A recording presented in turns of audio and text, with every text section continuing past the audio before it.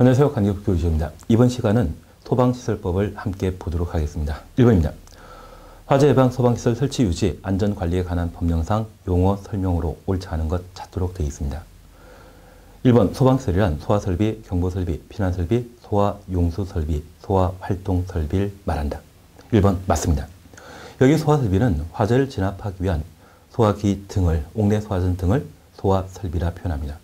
경보설비는 화재 발생 사실을 알려주는 장비를 말하고, 피난설비는 화재 발생 시에 건물 밖으로 탈출하기 위한 용도의 장비를 피난설비라 표현합니다.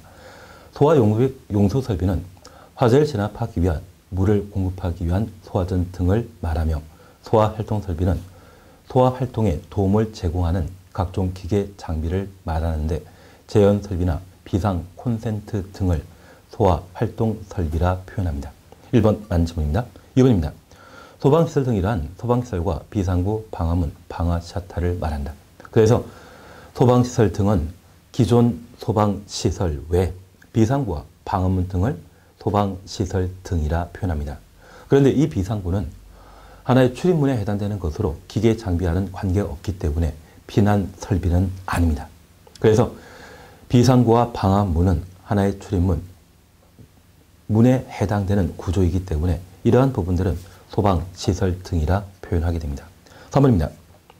특정 소방대상물이란 소방시설을 설치하여야 하는 소방대상물로서 공동택 중에 아파트, 연립, 다세대 주택이 이에 해당한다.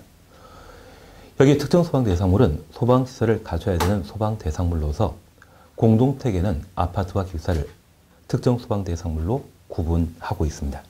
그래서 3번 틀린 정답입니다. 4번입니다. 소방용품이란 소방시설 등을 구성하거나 소방용으로 사용되는 제품, 기기를 말한다. 그래서 우리가 옥내 소화전 설비를 살펴보게 되면 그 소화전에는 소방호스와 관창 등으로 구성되어 있는데, 이러한 것들을 소방용품이라 표현합니다. 그래서 소방시설을 구성하는 각종 물품이 있다고 하면 그것을 소방용품이라 표현하고 있습니다. 5번 피난층, 지상으로 출입할 수 있는 층을 피난층이라 표현합니다. 그래서 이 피난층은 가끔 대지가 평면인 곳이 있지만 어떤 경우에는 경사진 곳에 특정 소방 대상물이 만들어지게 됩니다. 그래서 전면에는 이 부분이 1층이지만 후면에서는 이 부분이 지상으로 출입할 수 있는 층인데, 얘는 1층이고 얘가 2층이었을 때 지상층으로 출입할 수 있는 이 두 부분을 피난층이라 표현하게 됩니다. 그래서 이 피난층은 무조건 지상 1층을 피난층으로 보는 건 아닙니다. 그래서 5번 맞는 지문으로서 1번은 답을 3으로 해놓습니다. 2번입니다. 소방용품에 해당되지 않는 것 찾도록 되어 있습니다. 여기 소방용품은 소방시설 등을 구성하는 각종 물품, 기기를 소방용품이라 표현하고 있는데, 이번에 물이나 모래를 사용하는 간이 소화용구는 소방용품에 해당되지 않습니다. 물이나 모래를 제외한 소화약제를 사용하는 간이 소화용구는 소방용품에 포함됩니다. 그래서 우리가 소화기 이용하다 보면 분말가루가 나오는 것을 본 적이 있는데, 그러한 분말가루가 소화약제입니다. 소화약제 외의 것을 이용하는 물이나 모래를 사용하는 간이 소화용구는 소방용품에 해당되지 않습니다. 그래서 답을 2번으로 해놓습니다. 3번입니다. 화재 안전정책 기본 계획 및 시행 계획에 관한 설명으로 옳지 않은 것 찾도록 되어 있습니다. 1번입니다. 국가는 화재 안전 기반 확충을 위하여 화재 안전 정책에 관한 기본 계획을 10년마다 수립 시행하여야 한다. 화재 안전 정책과 관련된 기본 계획은 국민안전처 장관이 5년마다 수립 시행하고, 이를 관계 중앙행정기관과 지도지사에게 통보하게 되면 지도지사 등은 시행계획을 기본 계획을 통보하고, 그리고 국민안전청은 그에 따라 시행계획을 수립하도록 되어 있습니다. 그러한 기본 계획과 시행계획을 관계 중앙행정기관 그리고 지도지사에게 통보하게 되면 세부 시행계획을 수립하게 됩니다. 그래서 화재 안전정책과 관련되어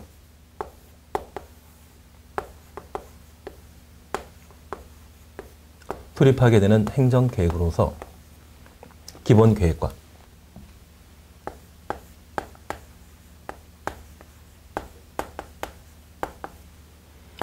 시행계획, 각각 국민안전처 장관이 수립하며 이를 관계 중앙행정기관 장과 시도지사에게 통보하게 되면 그에 따른 세부 시행계획을 마련하게 됩니다. 그래서 세부 계획이란 말 보게 되면 이는 시도지사 단위에서 수립하는 행정계획으로 기억해 놓습니다. 2번입니다. 기본계획은 국민안전관이 관계 중앙행정기관장과 협의하여 수립한다. 3번 국민안전장관은 기본계획을 시행하기 위한 시행계획을 매년 수립 시행한다. 4번 국민안전장관은 수립한 기본계획, 시행계획을 관계 중앙행정기관장, 시도지사에게 통보해야 한다. 5번 기본계획과 시행계획을 통보하던 관계 중앙행정기관장 또는 시도지사는 세부 시행계획을 수립하여 시행해야 한다. 그래서 기본계획과 관련된 계획기간은 5년마다 수립한다는 것 다시 살펴놓습니다. 4번입니다. 소방특별사에 관한 설명으로 틀린 것 찾도록 되어 있습니다. 1번입니다. 개인의 주거에 관해 관계인의 승낙이 있거나 화재 발생 우려가 뚜렷하여 긴급 필요가 있는 때 소방특별조사할 수 있다. 개인의 주거라고 하면 주택을 말하는데 이 주택에는 사생활 보호 대상입니다. 그래서 관계인의 동의 승낙 없이는 함부로 소방특별조사를 할 수 없습니다. 1번 만약입니다. 2번입니다. 소방본부장은 소방특별조사위원회 구성하여 소방특별조사 대상 선정할 수 있고 소방특별조사위원회는 위원장 1명을 포함한 7명 이내의 위원으로 구성하고 그 위원장은 소방본부장이 된다. 여기 소방특별조사는 화재 발생을 예방하고 화재 발생 시에 실제 화재를 어떤 방법으로 진압할 수 있는지 그리고 특정 소방 대상물에 이용하는 사람들을 어떤 방법으로 건물 밖으로 대피시킬 수 있는지 이를 파악하기 위해 실시하는 것을 소방특별조사라 표현합니다. 여기 소방특별조사는 국민안전처 장관, 소방본부장, 소방서장이 각각 실시할 수 있고 이들은 소속 공무원하여금 특정 소방 대상물과 관계 지역에 대해 소방 특별조사를 실시하게 됩니다. 대상 선정은 화재 발생 시에 큰 인명피해, 재산피해가 우려되는 소방 대상물을 소방 특별조사 대상으로 선정할 수 있는데 그 대상 선정과 관련되어 객관적이고 공정하게 그 대상을 선정하도록 되어 있습니다. 특별히 국민안전장관은 중앙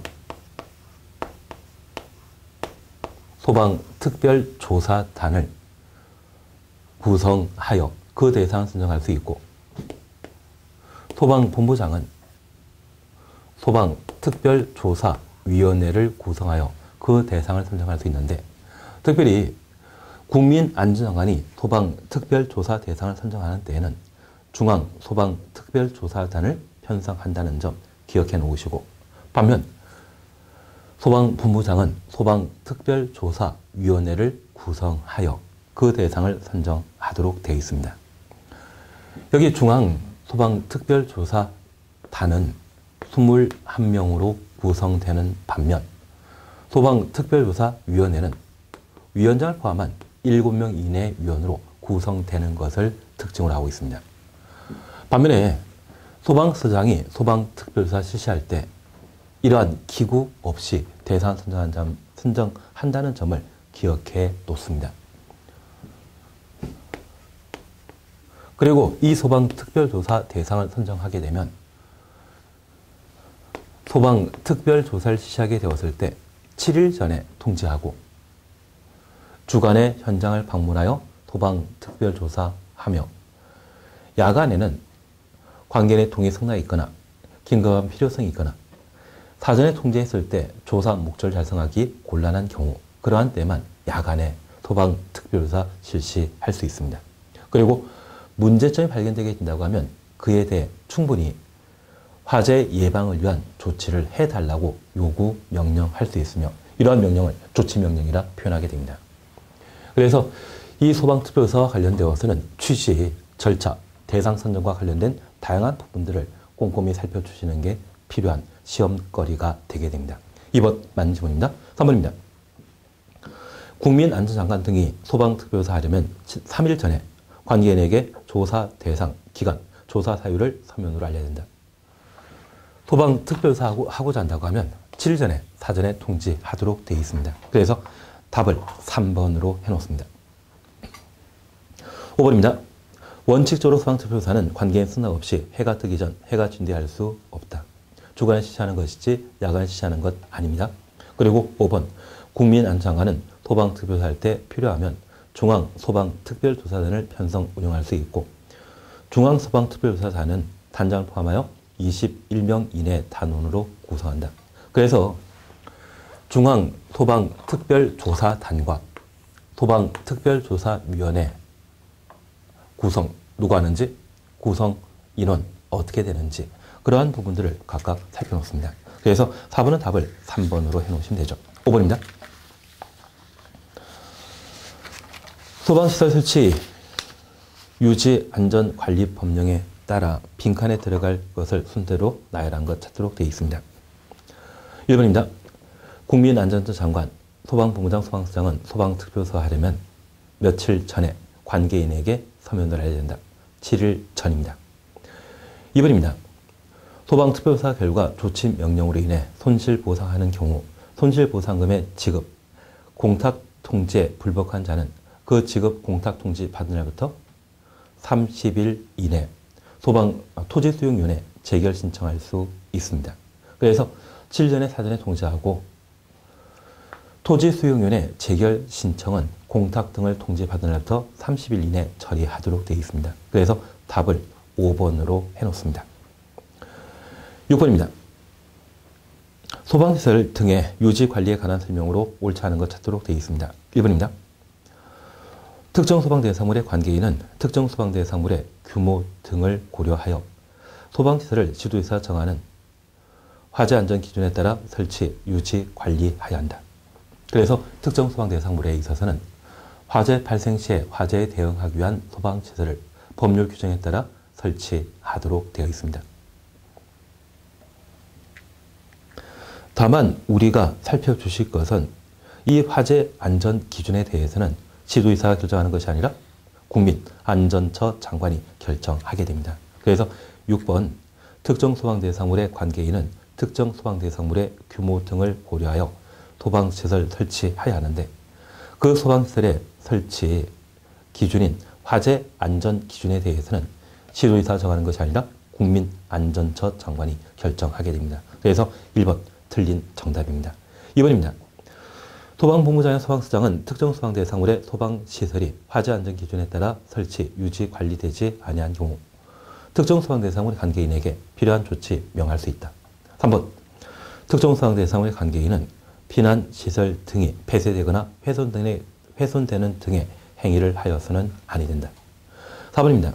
특정 소방대상물의 건축, 대수원 용도 변경, 설치 등을 위한 공사를 지공하는 자는 공사 현장에서 인화성 물품을 지급하는 작업 등의 화재 위험 작업을 하기 전에 설치 및 철거가 쉬운 화재 대비 시설, 가로속에 임시 소방시설을 설치하고 유지 관리해야 한다. 4번 맞습니다. 예전에 고양시 모 고속버스 터미널에서 고속터미널 안에 있는 상가의 용도 변경 공사 도중에 용접 공사를 하며 큰 화재가 발생해서 인명피해가 발생했던 적이 있습니다. 그래서 공사 현장이나 또는 용도 변경과 관련된 현장에서 화재 발생 우려가 있는 공사를 진행하는 경우는 그 공사 현장에 임시 소방시설을 설치하도록 법을 개정하게 되었습니다. 이러한 임시 소방시설에 대해서는 시공하는 자, 관계인이 설치하는 것이 아니라 공사하는 시공자가 임시 소방시설 설치하고 유지 관리하도록 되어 있습니다. 4번 만약입니다. 5번입니다. 소방본부장 등은 임시 소방시설 등이 제대로 유지, 관리되지 아니한 때 시공자에게 필요한 조치를 하도록 명할 수 있다. 그래서 임시 소방시설과 관련된 조치 명령에 관한 사항으로 옳은 지문입니다. 6번은 답을 1번으로 해놓습니다. 그리고 7번입니다.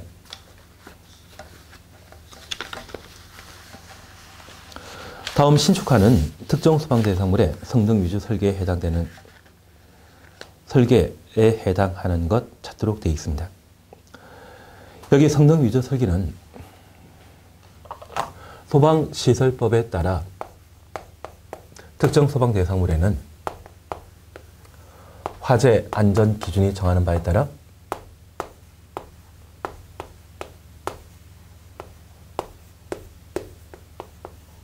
필요한 소방시설을 설치하도록 되어 있습니다. 다만 이 특정 소방 대상물과 관련되어 애초에 예상했던 사람이 100명이 이용할 것으로 생각했는데 그곳이 장사가 잘 되는 곳이라고 하면 500명, 1000명이 드날 수 있죠. 그러면 이 특정 소방 대상을 이용하는 사람의 인원수 등을 고려하여 그에 필요한 소방시설을 좀 강화되게 설치할 필요가 있습니다. 그래서 아무리 법령 기준에 따라 소방시설을 설치하면 충분하지만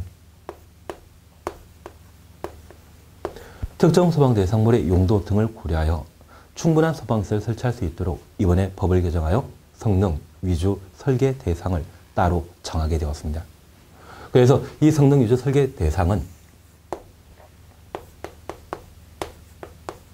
신축하는 특정 소방 대상물에 법적 기준에 정하고 있는 소방시설보다 좀 더 충분한 소방시설을 설치하도록 규정한 대상으로서 지하층을 포함한 층수가 30층 이상이거나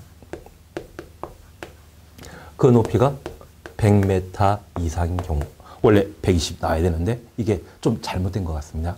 그래도 우리 소방시설법에서는 높이 100m 이상을 성능 위주 설계 대상으로 정해 놓고 있습니다. 꼭 한번 확인해 놓습니다. 그리고 이에 해당되지 않는 것으로 연면적 20만 제곱미터 이상의 특정 소방 대상물, 특별히 아파트는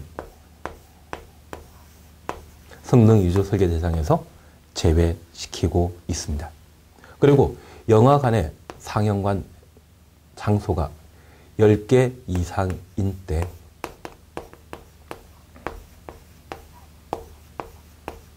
성능 위주 설계 대상이며 연면적 3만 제곱미터 이상의 철도, 도시, 철도 시설과 공항 시설이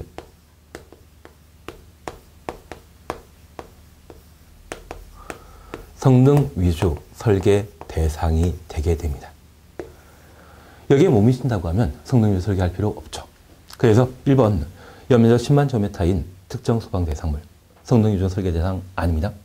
2번 건물 높이가 100m인 특정 소방 대상물 2번 맞죠.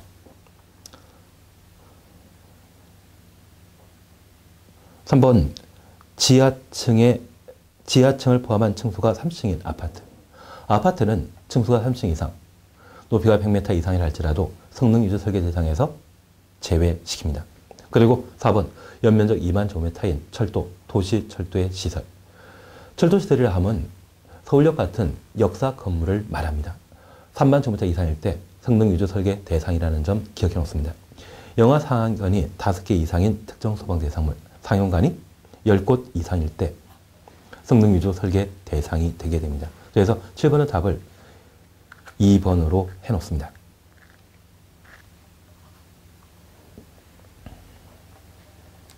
8번입니다.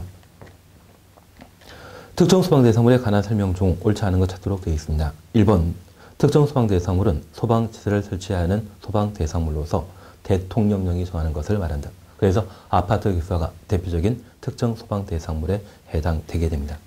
2번입니다. 지하철을 포함한 아파트와 기숙사는 특정 소방 대상물이다. 그리고 3번 지하철을 포함한 층수가 3층 이상, 높이가 100m 이상의 특정 소방 대상물은 성능 위주 설계 대상이다. 4번입니다. 특정 소방 대상물 관계인은 그 대상물에 설치되어 있는 소방시설에 대해 정기적으로 자체 점검하거나 관리업자 등으로 하여금 정기적으로 점검하게 하여야 한다. 그래서 정기 점검과 자체 점검에 관한 사항으로 4번 옳은 지문입니다. 5번입니다. 아파트 및 기사를 제외한 공동택 소유자는 옥내 소화전 설치하여야 한다. 5번 드립니다. 우리 소방시설법에서는 최근 법을 개정하여 아파트와 기사를 제외한 단독택과 연립 다세택의 경우에는 소화기와 단독 경보용 감지기를 설치하도록 법을 개정한 바 있습니다. 그래서 아파트 기사를 제외한 연립 다세대 그리고 단독택의 경우에는 소화기, 단독 경보용 감지기의 설치 대상입니다. 그래서 8번은 답을 5번으로 해놓습니다. 9번입니다. 특정 소방 대상물의 건축 등의 공사를 시공하는 자는 공사 현장에 화재 위험 작업하기 전에 설치 철거가 쉬운 임시 소방시설을 설치하고 유지, 관리해야 한다. 다음 중 임시 소방시설 아닌 것 찾도록 되어 있습니다. 그래서 공사 현장에 설치하는 임시 소방시설 무엇인지 구분하도록 되어 있는데 1번 소화기, 2번 간이 소화 장비, 3번 비상경보 장비, 4번 간이 피난 유도선, 5번 스프링클러. 여기 스프링클러는 거실 등의 천장에 설치되어 있는 화재 진압 시에 작동하게 되는 소화 설비를 스프링클러라 표현합니다. 이러한 것들은 공사 현장에 만들어져 있는 것 아니죠. 그래서 현재 임시소방시설과 관련되어서는 스프링클러를 제외한 소화기, 간이 소화 장비, 비상경보 장치, 간이 피난 유도선 이러한 4가지를 임시소방시설로 정해놓고 있습니다. 딱 오지선다 문제 출제 가능성이 있기 때문에 꼭 한번 살펴놓습니다. 그래서 여기 소화기라고 하는 것은 들고 다니는 소화기를 말하는 것이죠. 그리고 간이 소화 장치는 이동 쉬운 것으로서 경보장치와 화재 발생 시에 화재를 진압할 수 있는 소화 장치를 동시에 확보하고 있는 것들을 간이 소화 장치라 표현합니다. 그리고 비상경보장치는 화재 발생 사실을 알리는 경보 설비에 해당되는 것이고 간이 피난 유도선은 화재 발생 시에 탈출할 수 있는 위치 방향을 제시해 주는 것을 말하게 됩니다. 그래서 임시소방시설과 관련되어서는 저 4가지가 임시소방시설에 해당되게 되고 5번 스프링클러는 관계없습니다. 특히 해설과 관련되어 임시소방시설을 설치해야 되는 공사 규모에 관한 사항도 한번 살펴보시는데 만약 이 부분은 좀 지엽적인 부분이지만 최근 신설되었다는 것을 고려한다고 하면 한번 공부할 가치가 있을 겁니다. 그래서 소화기는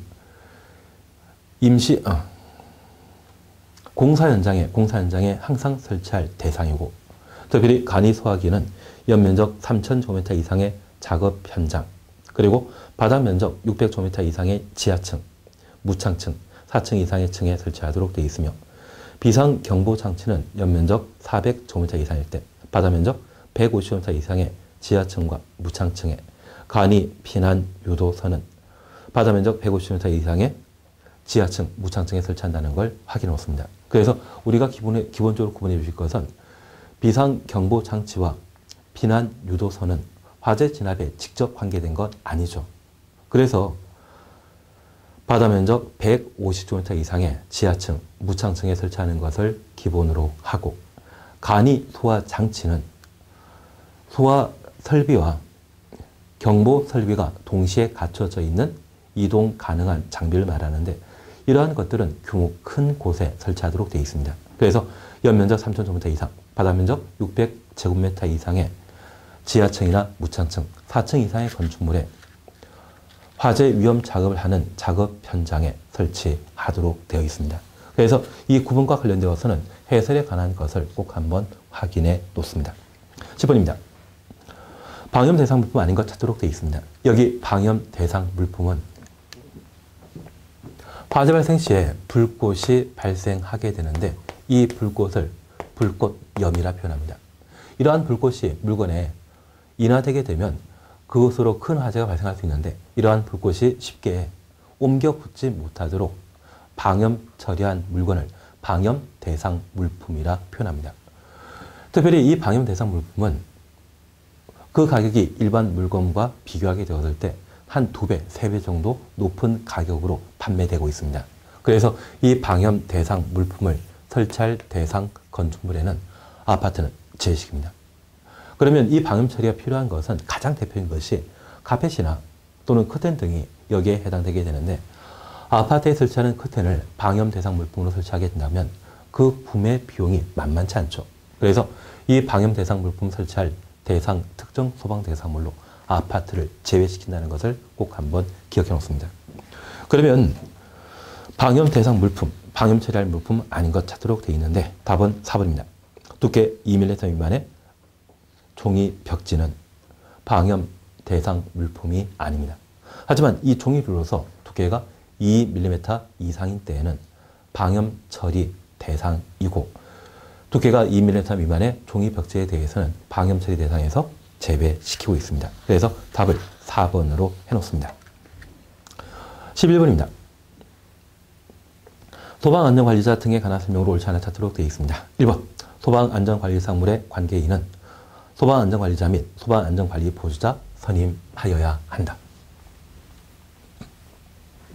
잠깐 우리가 구분하실 것으로서 소방기본법에서는 소방대상물이라고 하는 용어가 있었습니다. 이 소방대상물은 화재 발생 시에 소방대가 주동하여 화재를 진압할 목적물을 소방대상물이라 하고, 특별히 운항 중인 선박은 소방대상물에서 제외시켰죠. 그리고 이러한 소방대상물 중에 특정 소방대상물이 있습니다. 이 특정 소방대상물은 소방대상물 중에 화재 발생 시에 화재에 대응하기 위한 소방시설을 갖춰야 되는 소방대상물을 특정 소방대상물이라 표현합니다. 그리고 이러한 특정 소방대상물 중에 소방안전관리 대상물을 두게 되는데,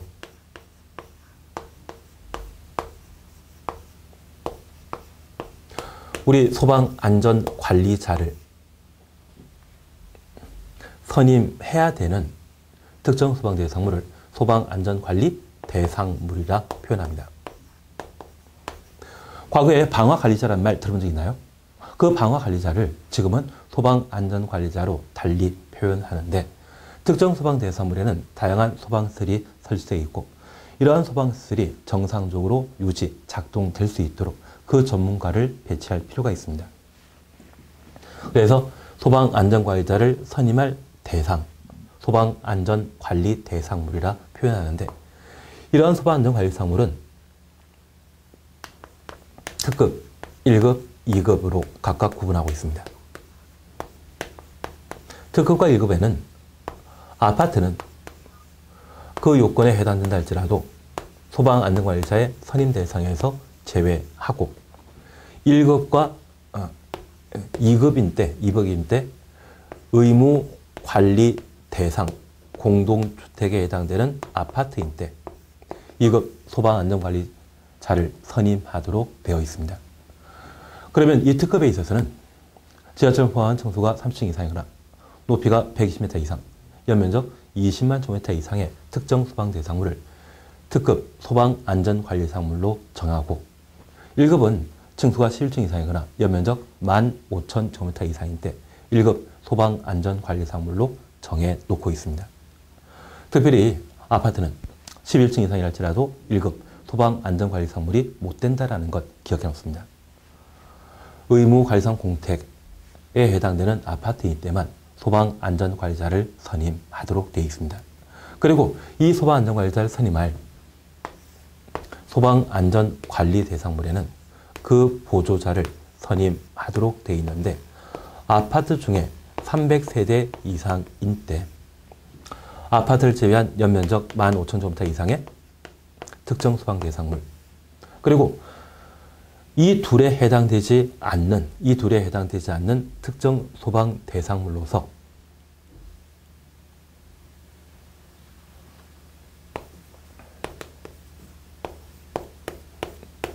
노숙의 기수란 말을 하나 기억해 놓습니다. 여기 연면적 1500제곱미터 미만의 노유자 시설, 여기 노유자 시설과 관련되어서는 유치원 등을 말하는데, 이러한 곳에 화재 발생 시에 큰 아동들의 인명피해 발생할 수 있죠. 그에 대처하기 위해 소방안전관리보조자 선임하도록 되어 있고, 숙박시설, 우리 대형각 화재 기억나십니까? 그러한 호텔 등의 화재 발생하면 큰 인명피해가 발생할 수 있습니다. 그래서 연면적 15,000제곱미터 미만이랄지라도 숙박설에 해당되게 되면 소방안전관리보호자를 선임하도록 되어 있습니다. 그리고 의료시설. 여기 의료시설과 관련되어 예전 지방에 노인 병원에 환자분 한 분이 불을 일부러 냈다가 큰 인명피해가 발생한 적 있습니다. 그러한 경우에는 환자들의 거동이 불편하기 때문에 화재에 충분히 대처해야 되고 화재 발생 시에 그러한 환자들을 병원 밖으로 탈출시키기 위해서는 보조자 필요할 수 있겠죠. 그리고 기숙사. 예전 경기도에 기숙, 재수 학원에 화재 발생해서 학생들이 많은 인명피해 발생한 적 있습니다. 그런 피해가 반복되는 것을 방지하고자 연면적 15,000제곱미터 미만의 기숙사에는 소방안전관리보호자를 선임하도록 되어 있습니다. 그리고 수련시설. 예전에 시월드 서해안에서 해양 수련회를 가지고 있던 청소년이 큰 인명피해 발생했던 화재 사건 기억나시죠?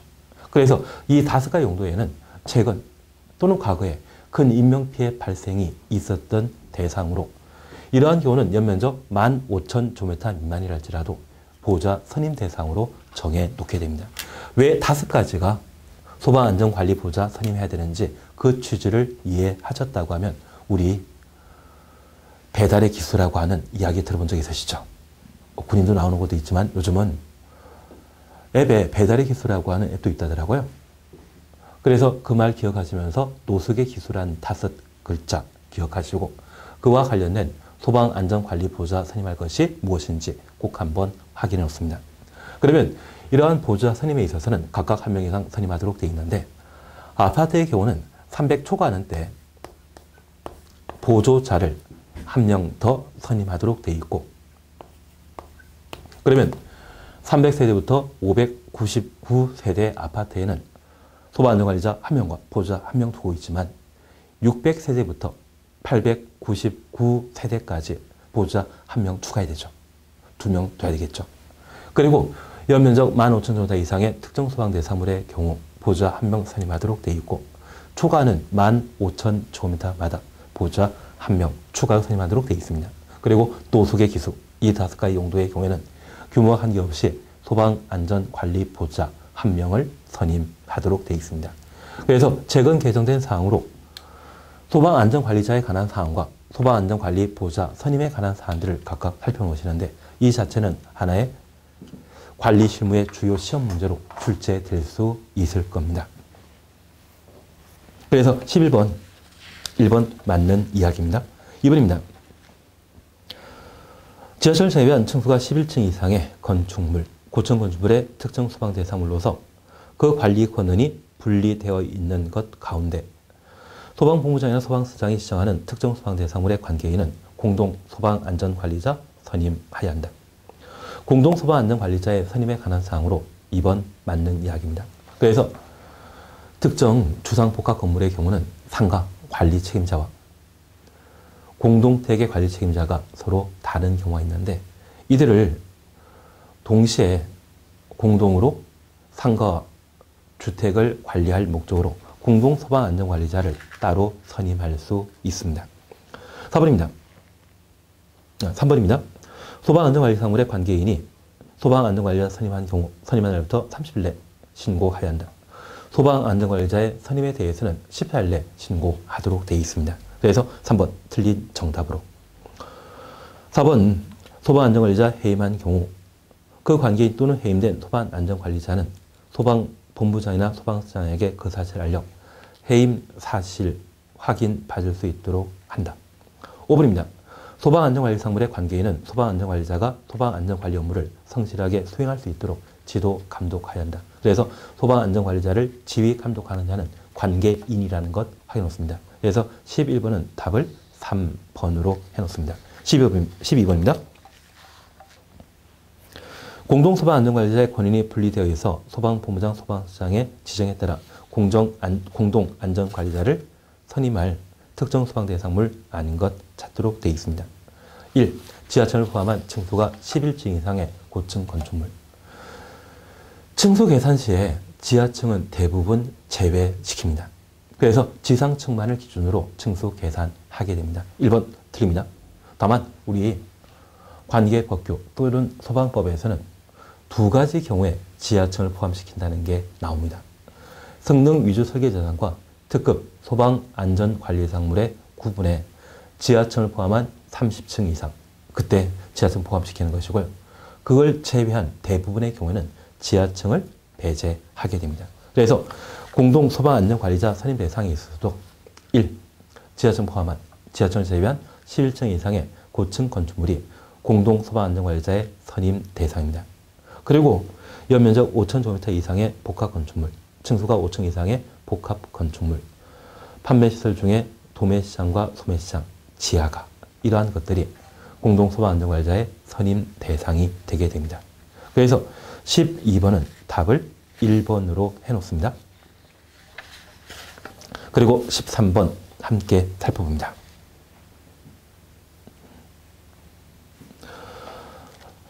(2급) 소방안전관리사무에 해당하지 않는 것 찾도록 되어 있습니다. 현재 소방안전관리사무는 특급 1급, 2급으로 각각 구분하고 있죠. 그래서 특급은 지하층을 포함한 층수가 30층 이상이거나 높이가 120m 이상, 연면적 20만 제곱미터 이상, 아파트는 배제한다는 것 기억해 놓습니다. 그리고 1급은 11층 이상이거나 연면적 15,000제곱미터 이상인 것, 가스 저장 시설 1000톤 이상일 때 2급, 1급 소방안전관리상물로 정해놓고 있습니다. 그리고 2급 소방안전관리상물은 의무관리상 공동택에 해당되는 아파트인 때 2급 소방안전관리자 선임하도록 되어 있습니다. 그래서 1번 스프링클러 등에 쓸 수 있는 특정 소방대상물, 2번 가스 제조시설로서 100톤 이상 1000톤 미만 저장 취급하는 시설, 3번 연면적 15,000제곱미터 이상이거나 층수가 11층 이상의 특정 소방대상물.